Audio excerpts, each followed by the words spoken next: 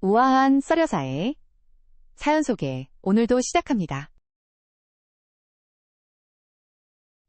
시어머니와 친정어머니가 단둘이 제주도 여행을 가셨다는 소식을 들었을 때 저는 귀를 의심할 수밖에 없었어요. 두 분이 서로 얼굴만 봐도 불편해하시던 분들이었거든요. 하지만 그 여행이 두 분의 관계를 완전히 바꿔놓을 줄은 아무도 몰랐답니다. 결혼 초에는 시어머니와 친정어머니가 서로 마주치는 것조차 피하셨어요. 시어머니는 제가 친정에 자주 간다고 못마땅해 하셨고, 친정어머니는 시어머니가 저를 너무 엄격하게 대한다며 서운해 하셨거든요. 특히 아이가 태어난 후에는 더 심해졌어요. 육아 방식을 두고 두 분의 의견이 너무 달랐거든요. 시어머니는 아이를 엄격하게 키워야 한다고 하시, 고친정어머니는 아이를 자유롭게 키워야 한다고 하셨죠. 저는 그 사이에서 어찌할 바를 모르고 있었어요. 그러던 어느 날 시어머니께서 갑자기 저를 부르시더니 뜻밖의 말씀을 하시는 거예요. 친정어머니와 함께 제주도 여행을 가고 싶다고요. 처음에는 제가 잘못 들었나 했어요. 시어머니께서 그동안 친정어머니를 별로 달가워하지 않으셨는데 갑자기 왜 이러시나 싶었거든요. 알고 보니 시어머니께서 병원에 검진을 받으러 가셨다가 우연히 친정어머니를 마주치셨대요. 그날 두 분이 처음으로 단둘이 이야기를 나누게 되셨는데 서로의 처지가 많이 비슷하다는 걸 알게 되셨다네요. 두 분 다 홀로 되신 지 오래됐고 자식들 걱정에 잠 못 이루는 날도 많다는 걸 알게 되신 거죠.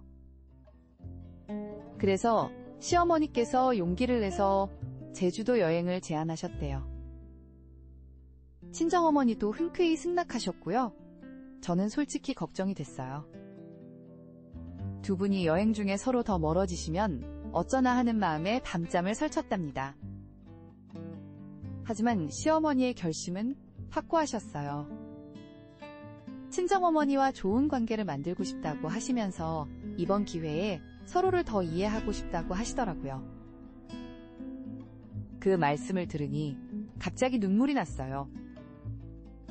그동안 두 분 사이에서 얼마나 힘들었는지 이제야 그 무게를 내려놓을 수 있을 것 같았거든요.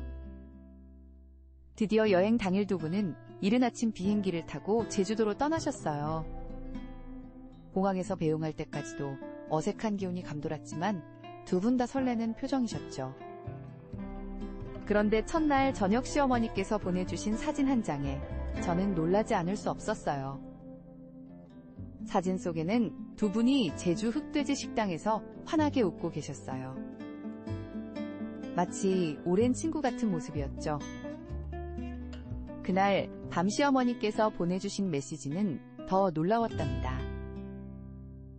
친정어머니께서 술을 거의 안 하시는데 그날은 특별히 한잔하시면서 속마음을 털어놓으셨대요. 젊어서부터 혼자 절약하며 살아오느라 여행다운 여행 한 번 못 가보셨다고. 이렇게 또래 친구와 여행 오니 너무 행복하다고 하시면서 눈물을 보이셨다네요. 시어머니도 마찬가지셨어요. 평생 사돈관계라는 게 어려워서 속 터놓고 말 한마디 못 걸었는데 이렇게 가까이서 이런저런 이야기를 나누어 보니 참 좋은 분이라고 하시더라고요. 두 분 다 서로를 오해했던 게 미안하다고 하시면서 이제부터라도 친하게 지내고 싶다고 하셨대요. 여행 이틀째에는 제주도 올레길을 함께 걸으면서 서로의 힘든 시절 이야기를 나누셨대요. 시어머니는 젊은 나이에 혼자 되어 시댁 어른들 모시면서 아들 키우느라 고생하신 이야기. 친정어머니는 가난한 살림에 자식들 뒷바라지하느라 허리가 휘도록 일하신 이야기. 그러다 우연히 두 분 모두 젊었을 때 제주도로 신혼여행을 오셨다는 사실도 알게 되셨어요. 같은 해 같은 달에 오셨더래요. 그때부터는 두 분이 추억을 공유하시면서 더욱 가까워지셨답니다. 또 그 다음 날에는 일출을 보신다고 새벽부터 일어나 어둠 속에서 손을 꼭 잡고 산을 오르셨대요. 마치 오랜 세월 함께한 자매처럼요. 보내주신 사진에는 일출을 보면서 시어머니께서 친정어머니의 어깨를 감싸 안고 계시더라고요.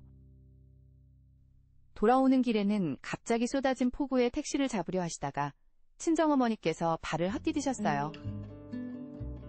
다행히 시어머니께서 재빨리 붙잡아 주셔서 큰 사고는 면하셨지만 그 순간 시어머니까지 균형을 잃으셔서 두 분 다 엉덩방아를 찍고 말았답니다.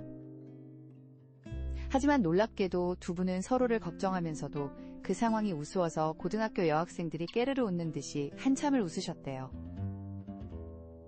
빗속에서 서로 부축하며 일어나시는데 마치 젊은 시절로 돌아간 것 같은 기분이 들었다고 하시더라고요.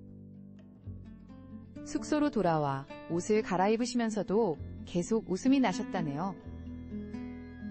그날 밤 시어머니께서 먼저 말씀하셨대요. 친구가 한 명 생긴 것 같아요.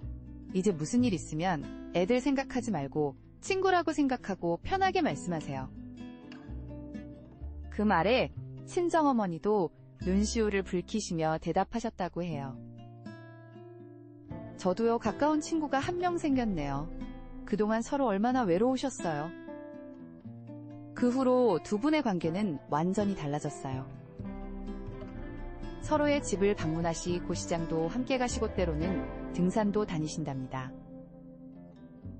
그때 제주도 여행이 아니었다면 지금의 이런 행복한 변화는 없었을 거예요.